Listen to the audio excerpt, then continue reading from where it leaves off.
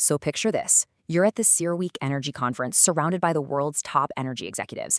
And the mood, it is not optimistic. In fact, they're painting a really grim picture of a global crisis that's unfolding way faster than most people realize. Okay, let's break down what's got them so worried. And boom, right out of the gate, you get this quote from veteran analyst Paul Sankey.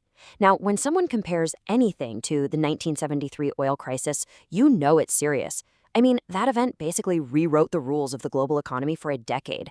So we're not talking about a small hiccup here. We're talking about a potentially historic shock to the entire system.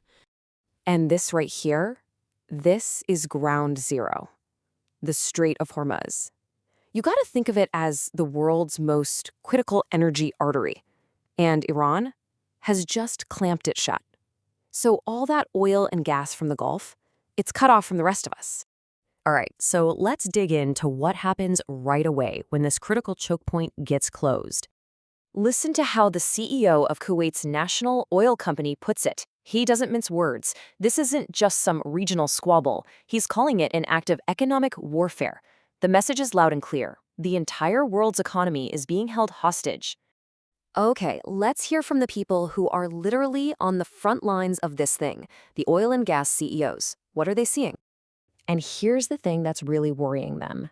They're saying there's this massive, dangerous disconnect. You know, the financial markets are buzzing, prices are moving, but those markets, they don't seem to get the reality of what's happening on the ground. We're talking about a physical shortage, real barrels of oil, real containers of gas that have just vanished. And just how much has vanished? We're talking 8 to 10 million barrels of oil. Not over a month, not over a week, every single day. That is a huge, huge hole to suddenly have in the global supply.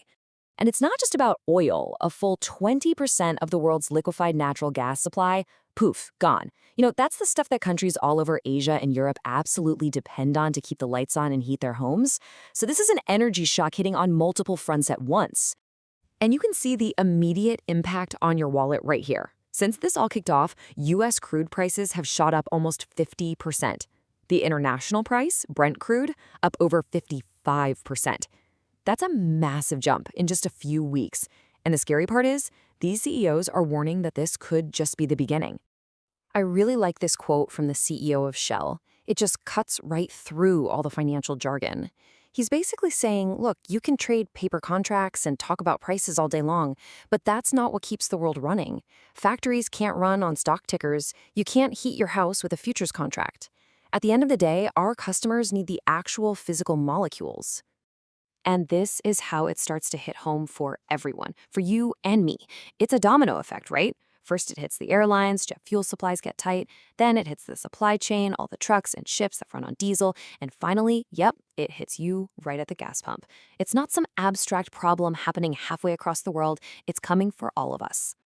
And this isn't some what-if scenario. It's happening right now. You've got major economies in Asia scrambling.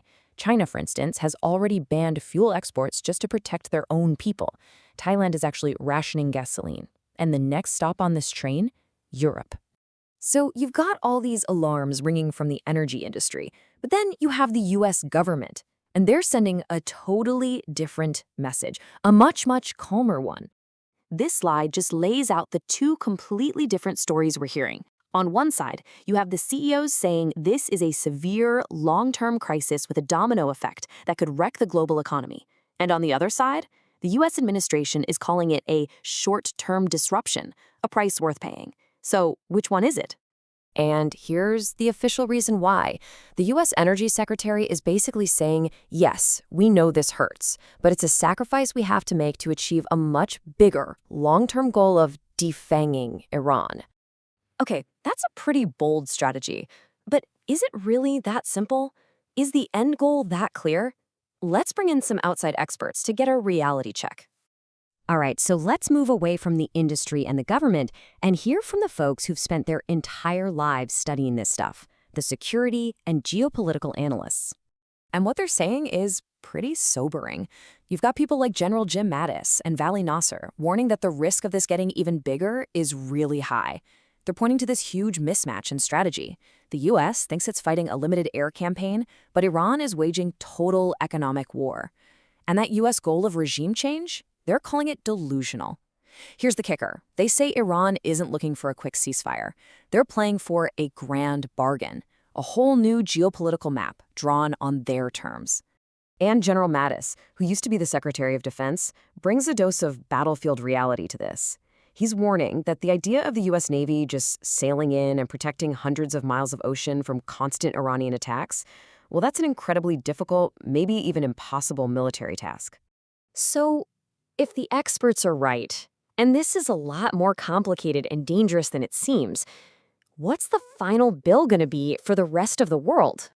Just look at these numbers. It's staggering. For countries like Iraq, Qatar, the UAE, Saudi Arabia, their entire economies are built on shipping oil and gas through that strait. A prolonged closure could mean a 30% drop in their GDP. That doesn't just hurt. It threatens to shatter their entire economic model. And don't think for a second that things go back to normal the day the fighting stops. Even in a best-case scenario, it would take 3 to 4 months just to get the oil flowing again. And even then, prices probably aren't going back to where they were. Why? Because every country on Earth is going to be scrambling to refill their emergency supplies at the same time.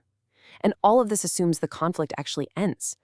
Right now, experts say it's basically a stalemate with no easy exit for anyone. And that brings us to this final, really powerful question. This isn't a situation where one side can just declare mission accomplished and go home. Iran gets a vote on when this war ends. And the question that should keep everyone up at night is, what will their vote be?